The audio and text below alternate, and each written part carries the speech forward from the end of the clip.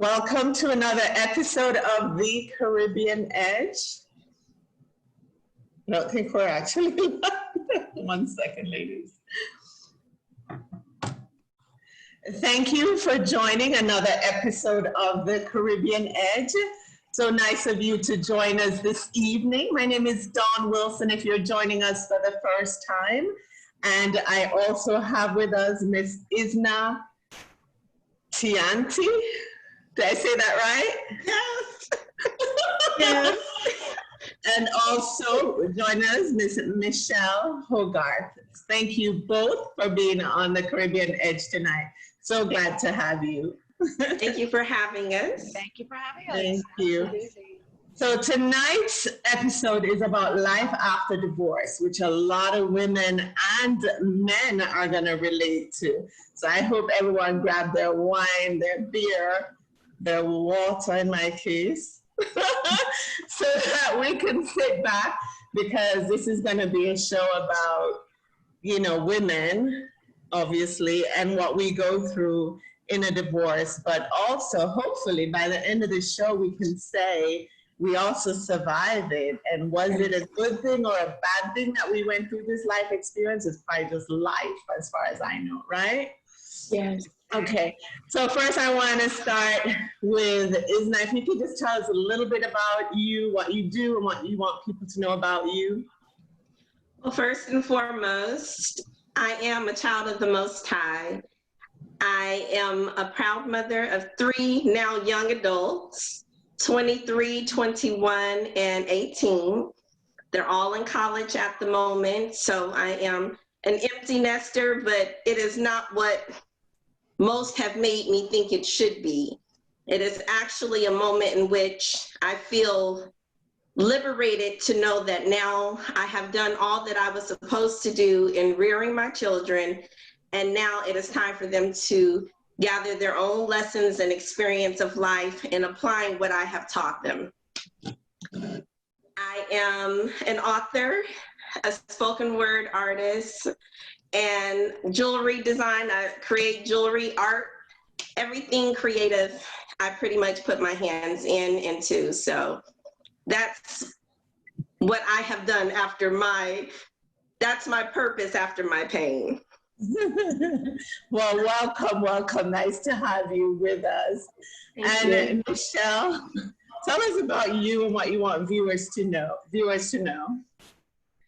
My name is Michele Hogarth. I am the mother of 2 beautiful children, ages 23 and 25. They both graduated from college, so I'm really proud and looking into the next phase, like Isna. Feeling good that I did my part. I'm a holistic health coach. My main profession is as a realtor. But my passion, overshadows the real estate quite often, because it's really just, it's so nice to be able to find healing and success in the things that I've accomplished. I'm also a competitive tennis player. I teach tennis, and that's pretty much how it is as far as my professional endeavors. I'm a fun lover and constantly learning, teaching myself and learning how to strengthen the mind, the body, and the spirit to be a better human being. Great. Well, welcome, ladies. Such a pleasure to have you. And we must thank Michele, who's sitting all the way from Atlanta, for connecting us all. Yes. I love it when my friends and viewers introduce me to new and exciting people so we can share our stories. I'm a firm believer that by sharing certain details of our life, we can truly help others. Because sometimes we get so lonely, we forget that there are people just like us out there going through an experience which could be worse than what we're going through as well. So true. or you may do something that said, wow, I could do that too, or why didn't I think of that? Or someone that may go through, because we're also speaking to younger generations as well, our daughters, granddaughters that are going to go through some type of pain. And how we heal and get through it makes a huge difference in our mental sanity after it's all said and done. So thank you for joining me tonight. So, Isna, let's start with you. Tell us about falling in love. Well, it happened really, I was 18 years old when I first met my now ex, but I was 18 years old when I met my husband. We had a long distance relationship from California to Alabama, and he told me he was coming back for me, but he told me when he got his taxes, he was coming back.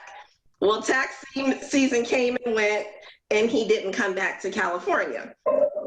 So at that point, maybe after a year or so, writing back and forth, talking on the payphone, I'm dating myself, I realized that I wasn't going to be put on hold because I didn't get to date in high school because I had two very protective brothers. So when I had turned 18 and moved out of my home, I was able to have a little bit more freedom. So it was only after my mother and I having a car accident in '92, in which she had succumbed from her injuries, that we had reconnected. And when we had reconnected, he proposed to me after not seeing me for about a year and a half. And I said, I do. And I got married a year later in '93. I stayed married for 13 years together. We separated for 7 years. And I really felt that at the age of 22, being my first everything, I realized that I was still a little green. There were a lot of things I didn't know about relationships. I didn't know what was really to be expected of me as a wife, because I really didn't get to see my mother operate in that role. And many of the people that I did were outside of my home that I didn't get to see on a day-to-day basis operate as husband and wife. So I was basing it off of television, what I thought my friends' relationships were. So I didn't have, I would say, a very clear view of what marriage should have been like. But I did the best that I could, and things happened within the marriage. And I know you had asked, we were going to talk about the reasons why the marriages did not work.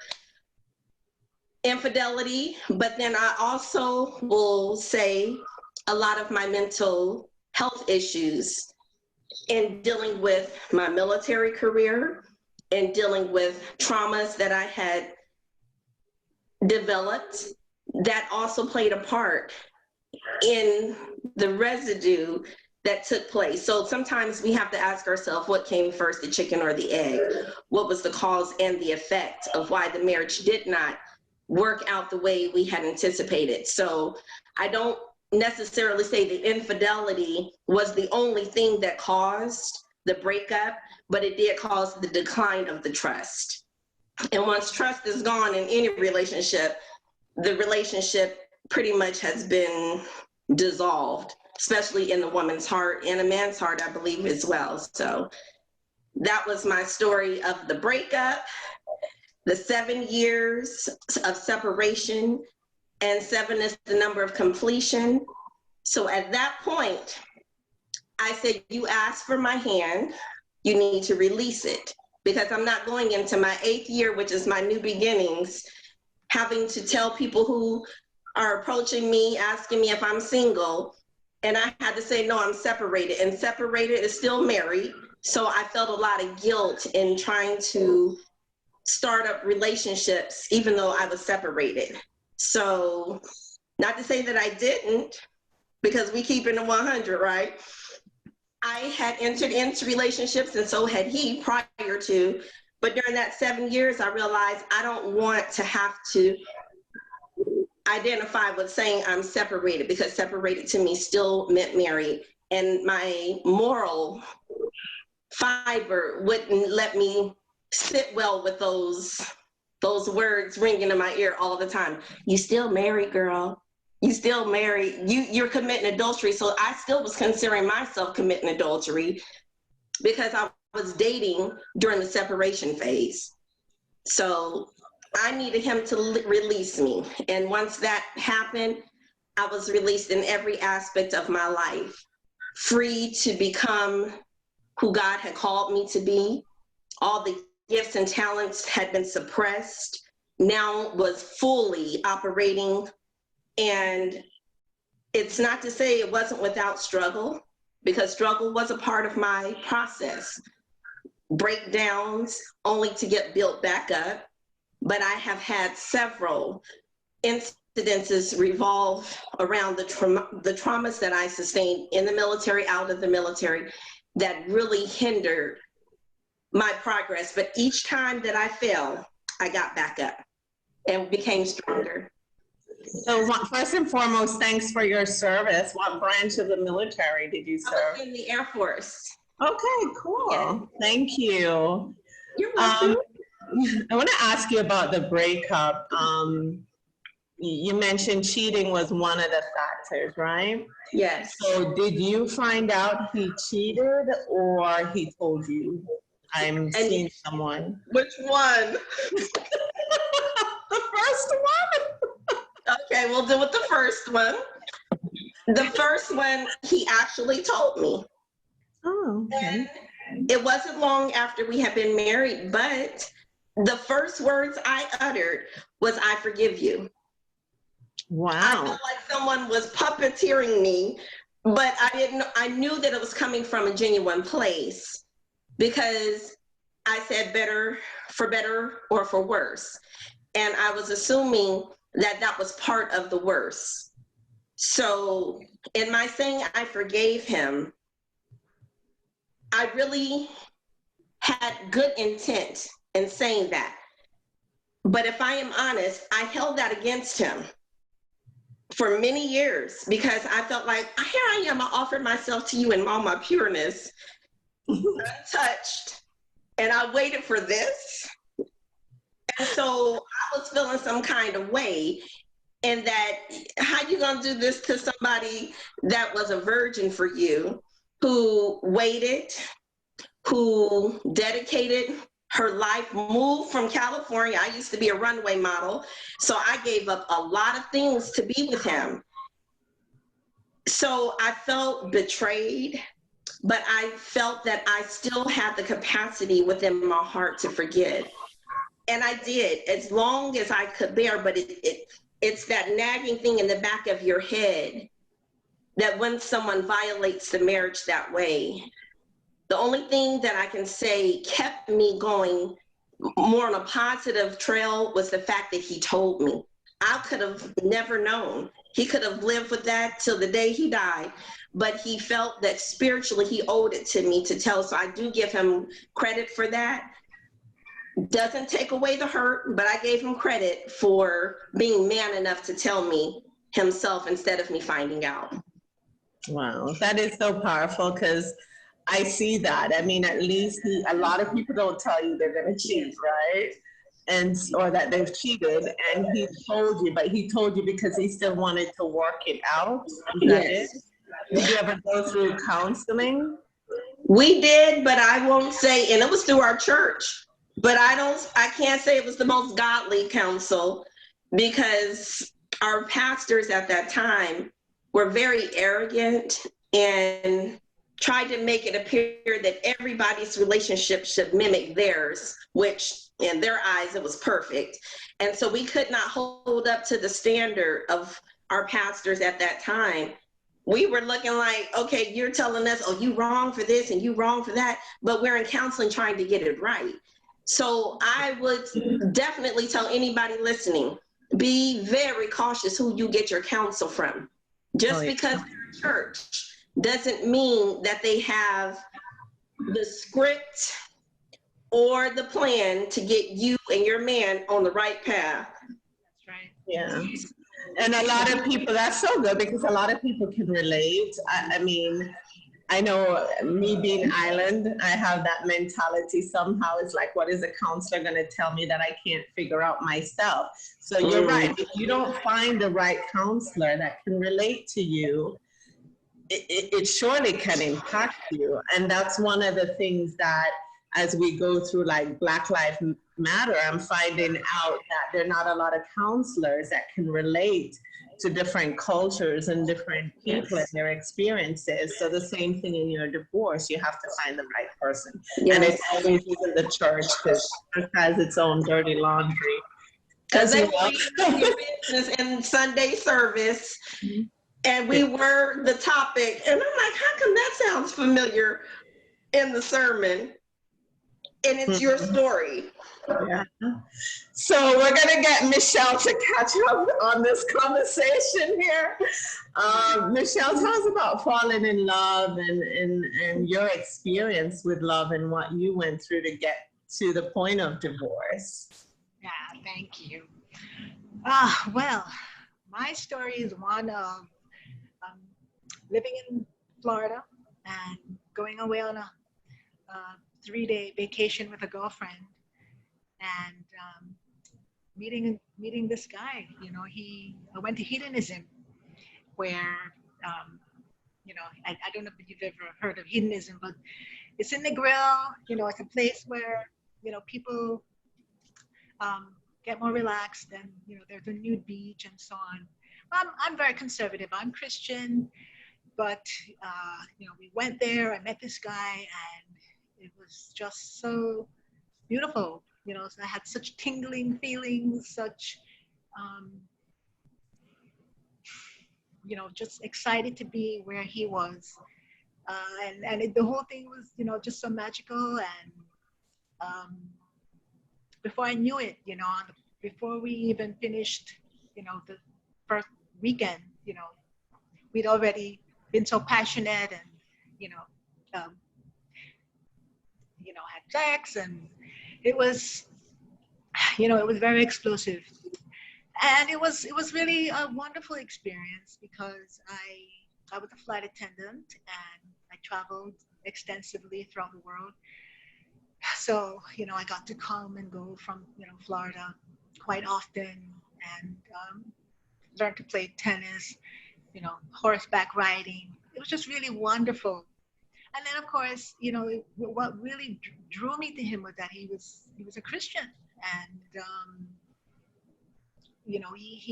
I was very, very thirsty for the word. I wanted to know more about God, even though I myself was a Christian. I wanted to be more along the evangelical lines. So in our dating, even though we started off on the wrong footing, we decided to lay off of the intimacy, and work on just getting the blessing.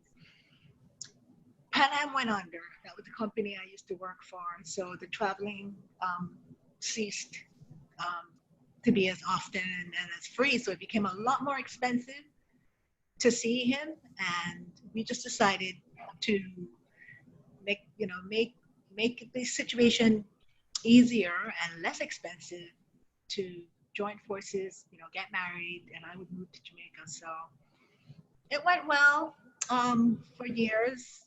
There were occasional hiccups that gave me eye-raising scenario, which not necessarily worth mentioning. But we had a nice life. He grew up in his business. He was doing very, very well. He started off as the accountant for hedonism, and then we got married, and he started moving up the ladder, became CEO of couples hotels and resorts. We moved to a much further away location. So before I was living almost on property and enjoying the holiday life every day. Then we moved, and that became a little bit more tedious, because I had children, and we were living in the countryside, and a lot of traveling to and from with the kids. Needless to say, I became really caught up with raising children. I became really caught up with taking care of the home. It was a beautiful home, 5 bedroom, 6,000 square foot home on right by the Mataburi River in Trelawney. And it was, it just became like a task. I um, just got caught up in things, and I, neglected, which I look back at now, I neglected, to really take in the finer things in life, once we got, and then I didn't have many friends, when I left Florida, I had, didn't have a lot of friends. So I was, not many friends, traveling with kids, I dated in the countryside and not working because my husband was the breadwinner. So, very dependent and not. My mom always did tell me though, you should have your own account. And I was like, oh, but mom, you know, to have my own bank account means that I'm planning for the worst. I'm not, that's not the kind of person I am. But really, you should listen when moms talk. And um, one day he just came and he said, I don't love you. And I never did. And that was, quite devastating, because we were married 14 years and I put everything into it. I committed, my whole life. I put my own life on hold, even for the children. I did what I did to the best of my ability. So it was just really painful. And I really was just hoping that things would have gotten better.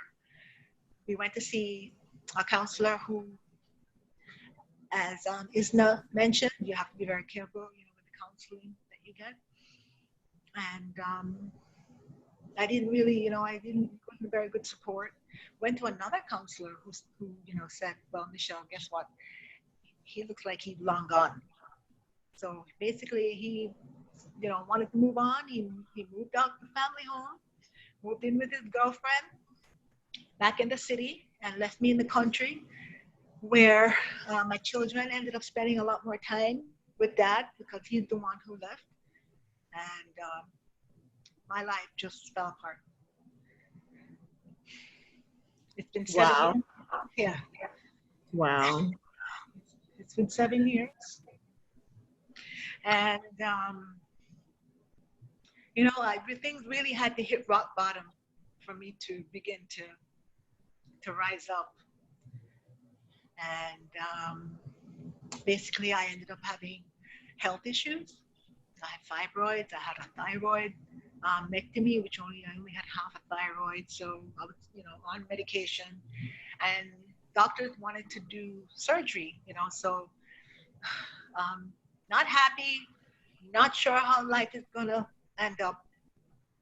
Health issues, and where do I go from there? Well, I'm not sure if you want to hear more now, or should we, allow the story to progress. But it all just became a really amazing, wonderful growth, spirituality, finding myself, um, understanding my passion, loving me more, getting to know me, healing. It was just an amazing, it's been 7 years of amazing growth and exponential growth. So, and I attribute much of that to focusing on myself and working on myself, taking my health seriously on a holistic level, dealing with the body, mind, and spirit. And so it's really great. I've written a book. What's the title of the book? The book is called Clean Gut, Healthy Life. It's basically it's a book about getting onto a healthy lifestyle using a natural approach to healing. So, using the mind, the body, and the spirit, mechanisms, healthy eating, healthier ways of thinking, more exercise, meditation, affirmations, these things have really helped me. And of course, my belief in God and my intuition, according to the way that He wants me to go. I've really, it's been a rough road, but I'm really seeing great success. I feel wonderful. I feel great. I have a lot more confidence. I've got a lot that I can offer, mankind, just from that experience. Wow, Michele, I'm here and I'm not sure if you're on the verge of crying because it's the first time that we're meeting. But I honestly feel your pain of what you went through. I can't even imagine, because I'm sure there are women out there that, can relate to both of you, but women that weren't in a situation where they were taken care of, so to speak, and then now they're finding themselves like, who am I? This man has obviously moved on with someone else, and the pain is there. And I can easily say, if he's gone, he's gone, and every day of my life matters. That it's for me now to find out who I am and recover. But that's certainly easier said than done, because I'm watching the pain that you're going through, even 7 years later. And it's like ripping out my heart to hear it. But I think I'm going to switch to Isna, because I really can't ask you anything. But the things that I want to ask you, I'm going to give you a couple minutes, because that was a real testimony of real strength and courage of sharing what you've gone through as a woman. And we can obviously still see the pain, but obviously the outcome is you feel so much stronger and healthier, because your health does matter. And putting that into perspective for a lot of people, it doesn't have to be relationships, because you can go through it with your job as well. Yes. I know with COVID. If I can interrupt, health is really just a place to start. When you're healthy, you're attracting a certain aura, a positive aura, which helps you to be more creative, to be more aware, to be more in tune with yourself, to have better relationships. Being healthy really is the gateway to it makes really a difference. Getting a handle on your life. Our health is our wealth. Yes. Yeah. And when I realized that mine went on the decline, and I realized that I didn't want that to be what I modeled before my children, going through depression. I went through depression. I went through all of the stages of grief, because what most people don't associate a divorce with is a death. Yes. It's a death. And when you think about the word divorce, the DIV is a divide. All of that time that you spent with your significant other, and sharing your vision, sharing your life, sharing your body, sharing all of these things. And I had to look back since 22 being married, and now I'm in my late 30s, and then having to reinvent yourself. It is a struggle, because now it's not just you now have children. And I had a child that had epilepsy, and I had to deal with that. My ex-husband was also in the military and was deployed twice. So my war was always at home. Even with the separation, I had to deal with all that and then some. But I will say this, in every lesson, there's a blessing. I don't even spell blessing BLESSING anymore. It's BLESSONS. It's lessons in our blessings. And so what I realized was that we can give so much of ourselves to everyone but ourselves. And you will literally, mother or not, wife or not, you are still you 24 hours a day. You are with you 24 hours a day, whether people attach themselves to you or not, you still have to take some time for self. And it sounds, when people say, oh, she's so selfless, that's not a compliment. Selfless, less of yourself. I am not giving less of myself any longer. I'm the same love, the scripture that says, love thy neighbor as thyself. Thyself is the prerequisite. Yes. Yeah. So let me ask you this, because we're saying a divorce is a death sentence, right? So why can't it be a blessing? No, it feels like a death. At the time. At the time. It feels like a death at the time.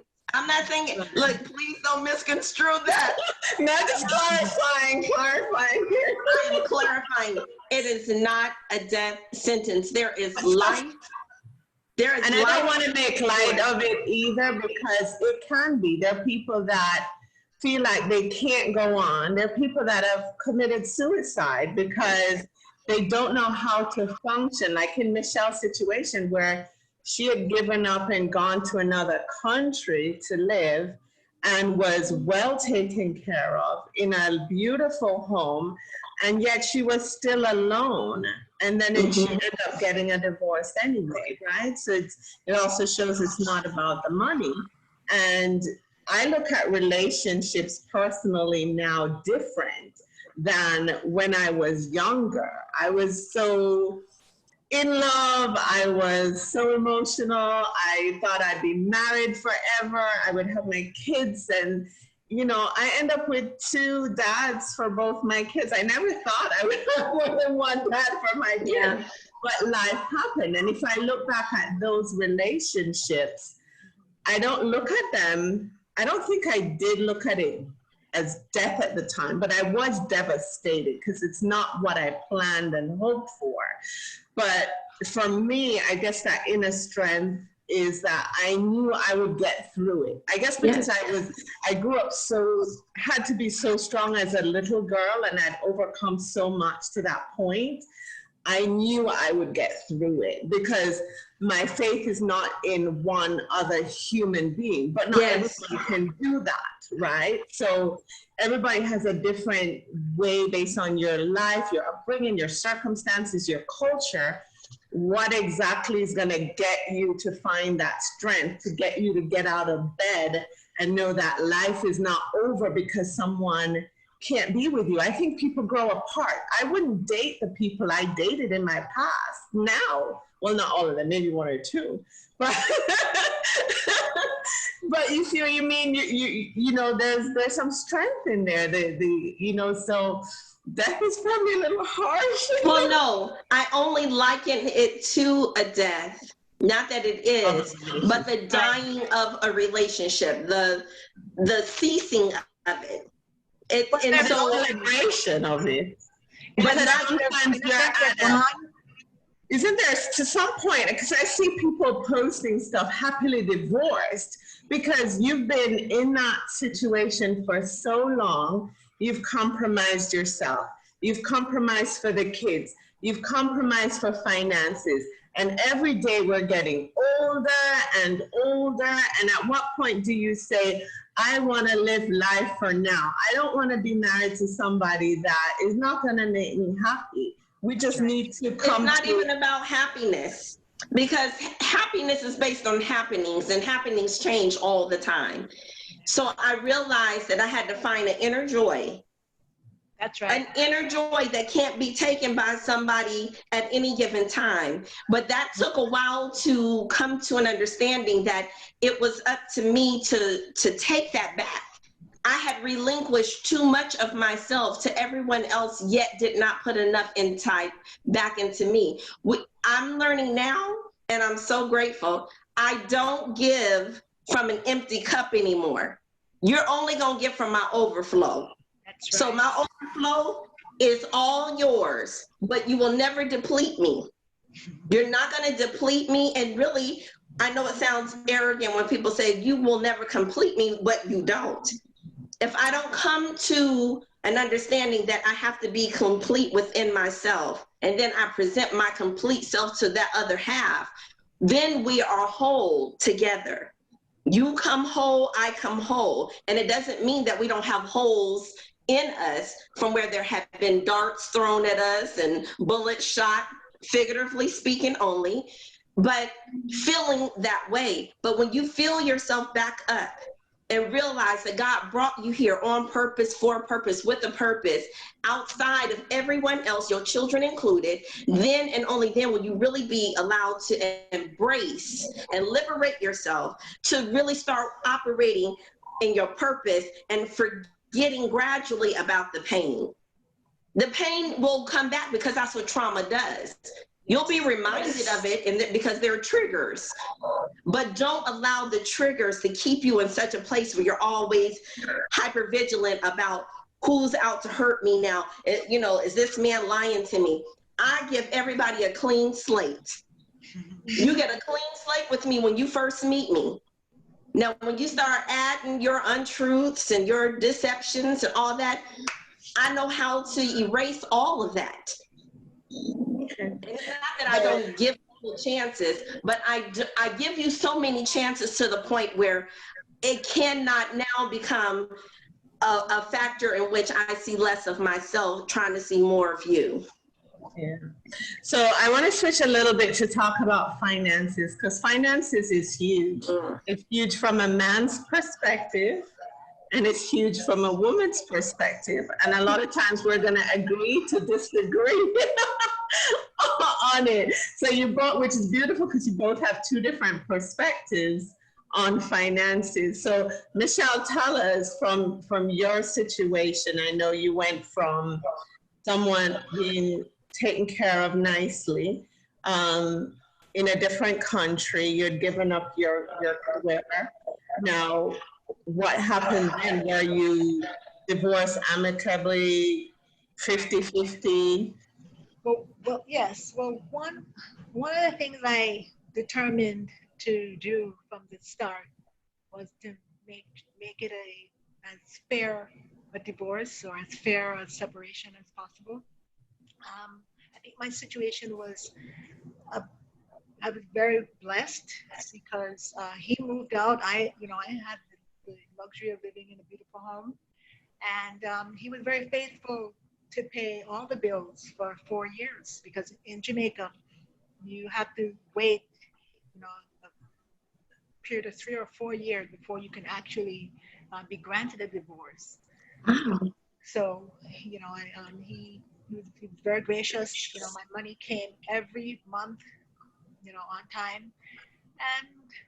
And I really, was glad for that. But there came a time when, it's like living in this castle and, not growing, not really, expanding. And I'm young, I'm beautiful, I've got a lot going for me, I'm talented. And, so I had to move. I had to, finally decide, go to a place where I can meet people like me, and travel and do the things that I, enjoy doing. So I, sold my half of the house. I didn't really get everything that was due me, but I was just so, happy to be released from the situation that, and I was, very optimistic coming back to Florida. I, sold the house, got my money, and came back here, thinking that voila, we would have just, taken off. I would have been a health coach and get back into real estate. The money would just start flowing, boom, boom, boom. It really didn't quite happen that way for me. And I thank God, and I look back at it now, I realize that God does supply all our needs if we believe in Him. But I just had things to learn. It was more than a financial thing. It was, just strengthening self and, getting to a place where I would be good in business. So as far as the financial, I hope I've answered the questions. Yeah, I mean, you just educated me. I did not know it took that long to get a divorce in Jamaica. Wow. Interesting. But that was very good, like you said, for 4 years to still continue to take care of you. A lot of people walk away and not do it. And That makes a difference. Yeah, a lot. You know, when you're going through divorce, it's always better when you can just be, do the best you can. You know, not Well, to you're a good person. Based on start what we war. know, you Yeah, are because good. whatever, every time you hit, you're gonna get a backlash. You know, Yeah, everything you say, somehow it's gonna come back to you somehow or the other. So, That's right. you know, with all that pain, I just had to be as nice as pie and learn to be confident. You know, but full of love. And And and Isna, how did you do that financially?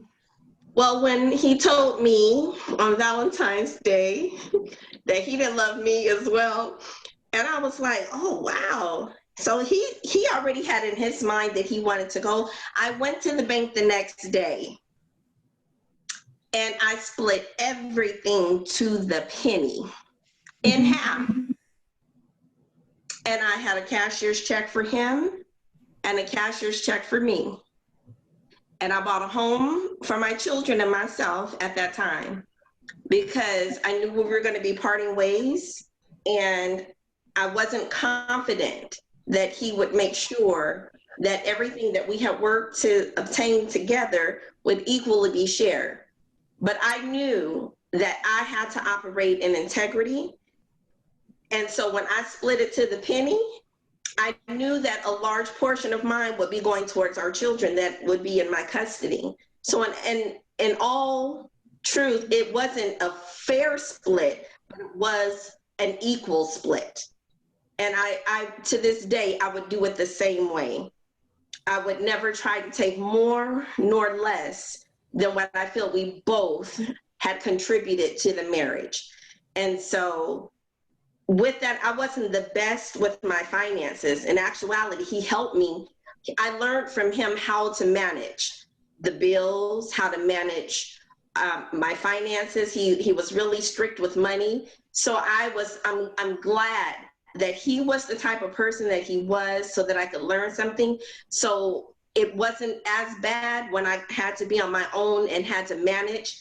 I tell any woman, do not let your husband do everything when it comes to finances, because it's going to be at a disadvantage for you when you have to figure out how do you pay the mortgage, who do you pay the mortgage to, how to budget your money for your utilities, for food, all those things. And I know that some women out there feel like, oh, my man take care of me, he does it all. Do not, it will be a disservice to you to do so. that's right. Come together. Do it together. Our bank accounts were shared together. I'm old school. If we're together and we're married, we're going to have joint accounts. Now, what we do, if we decide that we're going to have a separate account outside of our joint account, then that's fine if we come to that agreement. But I'm not with this new school thinking that you have your money, I have my money, and we do. No, not if we're married. That's right. Not if we're married.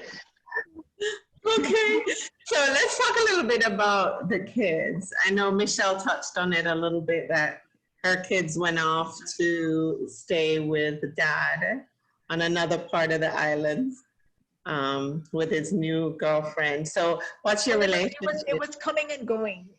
Okay. Because it was joint custody, but you know, dad was in the city and I was in the country, and he had a new girlfriend, and it's just more excitement going on there, and they were reaching for dad. Yeah, and it gave you time to recruit to some degree, because it's hard when your kids are around and you're sad and you have to try to be happy for your children. So a lot of people go through that as well. That's true. Isna, what was it like for you with the kids? Ooh. I am so blessed that my children are the way they are. They made the divorce easy. I have to share this story.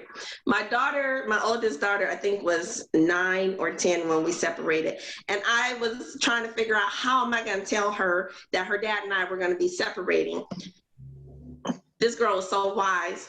I'm up here thinking about the school, how on television, it's not your fault. It's not you. So I'm thinking in my head how I'm coming to her. So I was like, baby, I just want to let you know that your dad and I aren't going to be living together anymore. And we love you so much. And I just had to tell you, I hope you, she says, it's okay. Sometimes people are just riding down a road and then the roads just go in different directions. Is that what you and daddy, you just going down the same road and you just can't go in the same direction and having to go separate ways? I'm looking at this girl and I was like, I couldn't have said it any better. Here was a 9-year-old girl telling me what divorce looks like.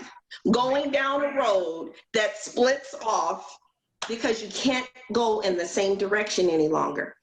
So she actually gave me a sense of resolve, a sense of calm that we're going to make it. We're going to make it together. We're going to go through this as a family, and he still visited. But I will say most of the rearing was on me. Yes, he saw them occasionally on weekends and sometimes in the summer, 3 weeks here and there. But as far as the children, I never spoke ill of their dad to them to make them have a different outlook of him or perception. I will say as we've gotten older and they wanted to know why, now that they're of age and understanding, they know a little bit more about why we separated. It's not such a secret anymore, but I never told them in such a way to make them feel any ought towards their dad or to feel like, oh, I can't stand him. No, but to understand how relationships, how they evolve and sometimes how they dissolve and why. But I don't think we should lie to our children. They don't need to know every ounce of what we go through. But if they ask and they're of age of understanding and they want understanding so that they don't have to make the same mistakes, I think we owe it to them to be truthful and have that dialogue. Yeah. And not all women do that, and men will say that. Men will say that women become demons. And yeah. Women will say some men become demons. They don't help with finances. You have to take them to court to help just to put food on the table. So you both are wonderful women that have handled it certainly different. So an example for people that may be going through it. So I know you found your strength. Go ahead, Michele. Yes, I'd like to add, I really admire Isna for her confidence and, the way that she took charge of her life, in the crisis. Thank you. So she did, you did whatever you had to do, and you just didn't just sit down and quail up. Yeah. And I would say for any, body going through that now, dig into your confidence, get grounded. And she did it fairly too. She went to the bank, split everything in half. Yeah. She didn't say, let me just clean out this bank account, which you could have. Right. And you didn't say, okay, I'm gonna be take on more responsibility for the kids, so I get 75%, you get 25%. No, you're like, I'm still gonna be fair to the father of my kids and to my children as well, because what we do, our behavior certainly impacts the other person as well as the kids involved. And at the end of the day, love covered a multitude of sins. Come on now. Yes. Dealing with things in a fair way, in a loving way. Yeah, absolutely. I believe that's why I have been blessed. I don't care what I go through, and Lord knows I've been more in the seed phase of being put in dirt, the manure, trying to emerge as a flower. Because once you put a seed in the ground, it has to grow in the deep, dark place. Yes. But it emerges like these plants right here. But you have to be able to have resolve and resilience in pushing through the soil of the dark moments of life and emerge and feel okay that you went through the dirt to get to the top of it. and only to bloom. We're blossoming now. So Michele, I also commend you. I commend you, Dawn, because people don't understand our struggles is really what gives us our strength. And as Black women, we're looked at as if we're too strong, but then you look at the fact of what we had to go through. You like our strength, except for when it is presented in such a way where you feel threatened by it. But if we did not operate in that strength, how do you think we make it through to write books? How do we think we make it through to put children in a position mentally to be prepared for college and to go on successfully with their lives? We had to pull from that place of you had to get that strength. Yeah. It's not enough. Well said. So I want to skip to what some of the viewers are saying. Thank you everyone for tuning in tonight. Camellia says, hi ladies, this episode I could not miss. No divorce here on my end, but I can relate. In every lesson there is a beautiful, stronger, free outcome of abundance and blessing. Self-love, confidence is the best thing ever. Never settle, but compromise with and on togetherness. Your peace of mind matters and can totally destroy you only if you allow it. Know your truth, value, and worth. Don't waste time, as that's something that you can never get back. I'm so touched by these ladies, what they've been through, but most of all, look at them now, blessed and strong. Thank you. Camilla, thank you. And Paula Simone says, love over fear. And Michele Hussein, who introduced me to you, two lovely ladies, having age-appropriate conversations when kids are involved. And I want to touch on something Camellia said, which is, you know, and I mentioned it before, the importance of living your life now. And the older I get, the more I extend so much value to that, because I don't want to waste another day with one person. And it doesn't have to be a love relationship. I don't want to waste time with anyone that doesn't belong in my life, that is going to cause me pain, that's going to cause me fear, that is just going to bring that negativity to me. I will walk away versus staying in that situation. And if I had that strength when I was younger, I would have walked away a lot quicker. So it's knowing who you are that makes a difference. Absolutely. I was going to tell you, you really have to know yourself. And Yeah. if you don't get to know yourself, take time. Yeah. Sometimes you really do have to spend a couple of years or a couple of months, whatever it takes, just learning to love yourself, learning to understand yourself, and to be able to accept that whatever is happening, you have everything to do with. We create our world, and it's not just we. There are others involved, but we have to take full responsibility. And writing your own story, right? Yeah, absolutely. So where are you now Where am I life? Because you're both single. Right. Yes. Well, I'm single. Go ahead. No, go. Yeah, I'm basically single. I've accomplished. The husband moved on, even though I was really hoping that he would have come back at one point, and I let him go. I accepted full responsibility for the creation, the creation of the broken marriage. I got rid of fibroids. I got rid of, I dealt with my health issues on a natural level, and that all went away, and my energy levels skyrocketed. I got younger looking. I got healthier. I got sexier. I had more focus. I was more driven. Managing an underactive thyroid without medication. Yes.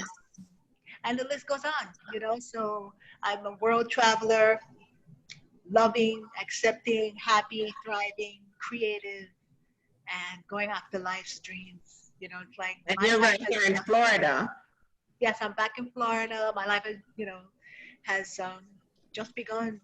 I bought my own apartment. I have my own independence. Nobody's catering to me anymore, and I'm learning to live life, with success, with happiness, with gratitude, and just raring to go. You know what, Michelle, as you're talking, I had a guy friend call me this weekend, and the conversation was so explosive because he's saying he started dating women that don't end up anywhere, right? Like he's looking for someone that wants to travel, and he's really single. Like a lot of guys say they're single and he's not really single. So I said to him, you need to come on the Caribbean edge. Find some of your single guy friends. I don't have a problem finding single women friends. So they are probably tuning in, and I'm going to send him the link and all my single guy friends. I don't have too many of them. But they're really looking for good women, and hopefully they see both of your personalities shining through. And you never know, because this is better than those dating websites, right? This is not where the conversation was going tonight, but it's evolving there for some reason. So he was telling me about some bad experiences he's had lately. I don't know how they're dating in COVID, but okay. Just be extra careful. So where are you now, Isna, with the dating life?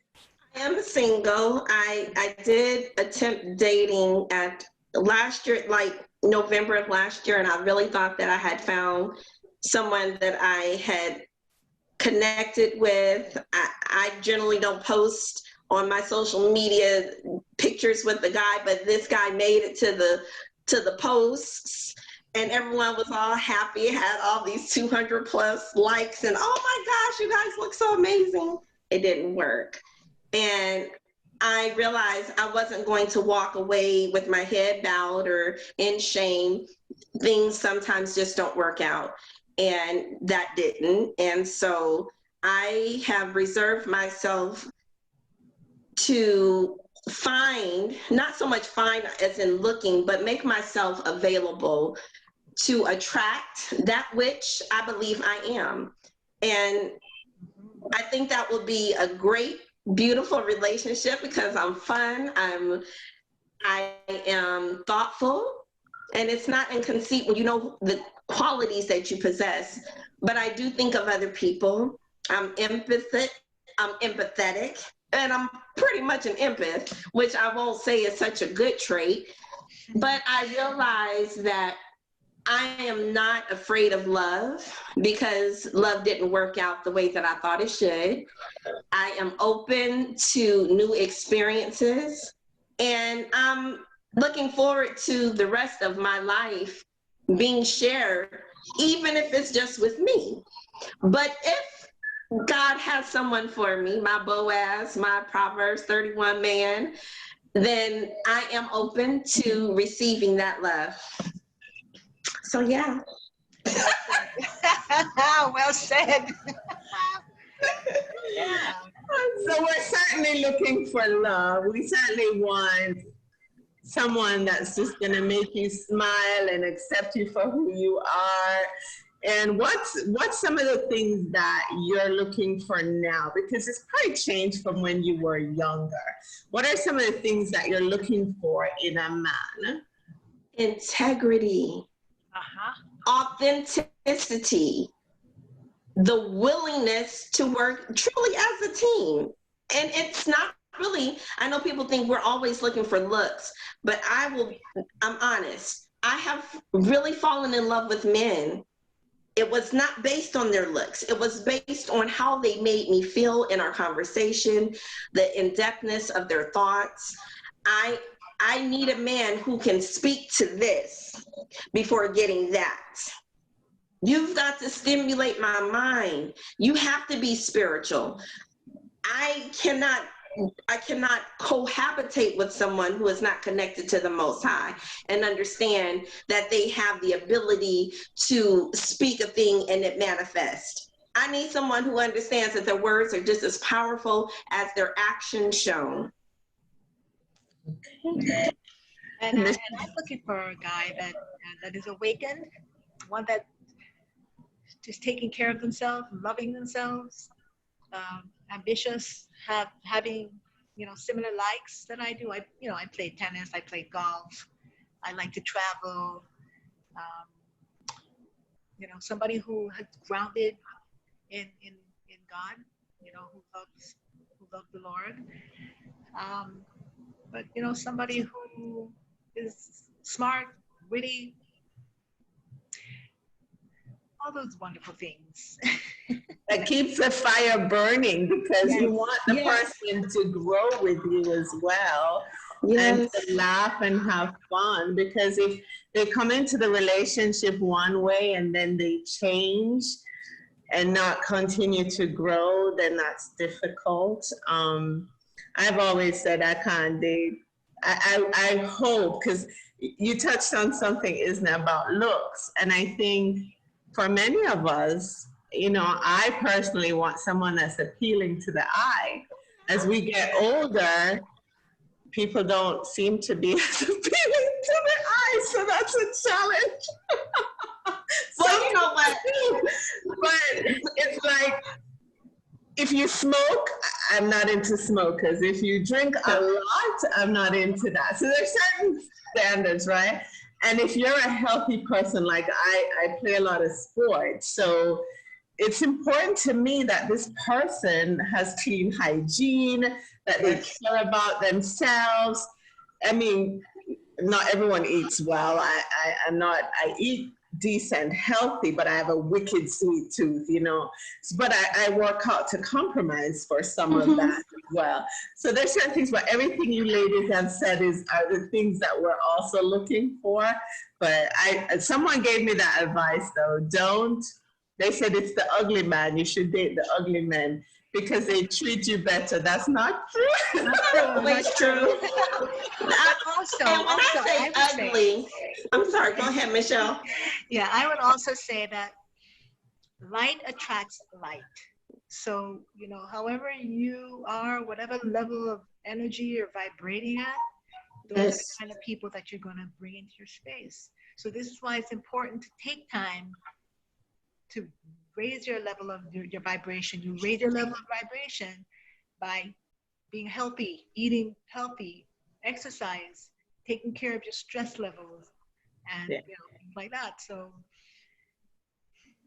I agree. And important to have those conversations up front, what you're looking for, set the expectations early, and be honest with each other, because that's so critical for all of us. I wanted to share a quote that I wrote. I have a book as well. It's called Poetically Speaking.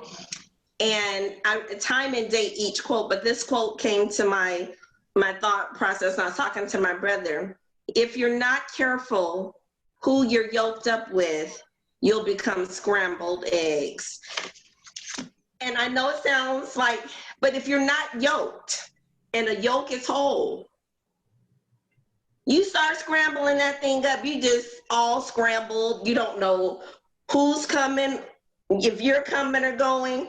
It becomes a scrambled situation. But I believe that if someone, I look at it from this perspective, you can be attracted to someone. And it doesn't have to be they're fine, but their spirit is something about them that makes them so attractive, where you're like, oh my gosh, what if the person that you love have become disfigured? If it was based solely on how they looked, you'll leave. But if you're more grounded about how they make you feel, you'll stay. It won't matter what they look like, because you'll be more into the fact of how they treat you. Because it is true, when you leave a situation, it's not about what that person looked like. You're going to remember how they made you feel. And so that's what I base my connection, just like what you were saying, Michele, that energy. Energy to me is only your inner God. How am I connecting with your inner God, and how are you connecting with mine? And when that right there is paired up and beautiful, literally. Now I want your hygiene on point. Your teeth. I'm keeping it real. I totally cosmetic, but we can work on getting that fixed. But if you have no desire at 50 to have already had it done, you're probably real comfortable with that. I just feel hygiene is very important. Absolutely. The whole nine. So it may seem like you're being shallow. That's not shallow. It's not. That's important. There are certain things that attract you to the person initially. And then, of course, one of the things you said is, how does that person connect with me mentally? And that is such an attraction when you can have conversations with this person and you can talk about anything, right? Yes. That is like, it blows you away beyond the initial attraction that you may have for this person if they can have those conversations. So we do have to wrap up. I do see Dr. Rupert Francis saying, great subject. It is very interesting exchanges. The only problem is where the men. So the men apparently are hiding and they will be on the next episode because we can certainly talk about relationships and being single. So if I find all the single guys to come back, we may have one big episode with everybody because we obviously welcome men to these conversations as well. So any final thoughts, anything you want the viewers to know about you, including what your business is now, how they find you? Isna, I want you to talk about your earrings and what you're doing there because they're absolutely fabulous. Thank you. Well, I do have a company that I'm launching, kind of relaunching. It's called It's Unlimited. And I am building my website. It should be complete probably by the beginning of September. And it is www.follow Isna T. So FOLLOWISNAT.com. And I have my t-shirts that I make quotes on them. I will have my books. I have a poetry book called For Your Season, Stories of Poetry, Poetically Speaking, and I'm going to be writing another book that will include haikus, quotes, and thoughts. And hopefully, not hopefully, I'm gonna call a thing what it is. I will be doing some dialoguing with It's Real, and that it's inspiring through sharing relevant expressions about living life. And what that will consist of are some of my thoughts, but then also interviewing individuals as well. So that's what you can expect on my website and from It's Unlimited. Beautiful. Oh, I wish you continued success, and we will certainly follow you. She's part of the Caribbean Edge group now, so when you want to find her, you can find her, and we'll share her links on our page as well. And Michele, what are you up to? What plans do you have? Well, I am a realtor by profession, and I'm also a holistic health coach. Like I said, I've written 2 books. The first book is called, and my mind is just slipping me now, but the first book is called 6 Mindset Notions to Consider Before Detox. And the second book, which is called Clean Gut, Healthy Life. Okay. It's in, it's about 60 something pages, very easy read, lots of pictures, but very comprehensive approach to teaching a self guide on how to get healthy using whole food nutrition, plant-based. My webpage is at www.lifestyle.by.Michele. And again, I'm a holistic health coach, teaching people how to get healthy and how to strengthen their mind, their body, and their spirit to be successful, especially in a time like now. Yes. The COVID crisis. Yeah, thank you. And it's Michele with 1 L, right? That's right. And so a lot of us are going to need that detox and healthy gut, especially now with COVID-19. So thank you everyone that tuned in to this explosive episode, this real talk with these beautiful, amazing single women who are looking to mingle after divorce and to meet the right guy to share love and journey with. Thank you, beautiful ladies, for joining us as well. Thank you Have for a having beautiful us. day. Really, You're so welcome. pleasure. Come again. We're going to have a single show. We're going to call you. Dr. Rupert Francis is going to find me the single man and we'll regroup. Have a wonderful night and thanks for tuning in to another episode of the Caribbean Edge. One love.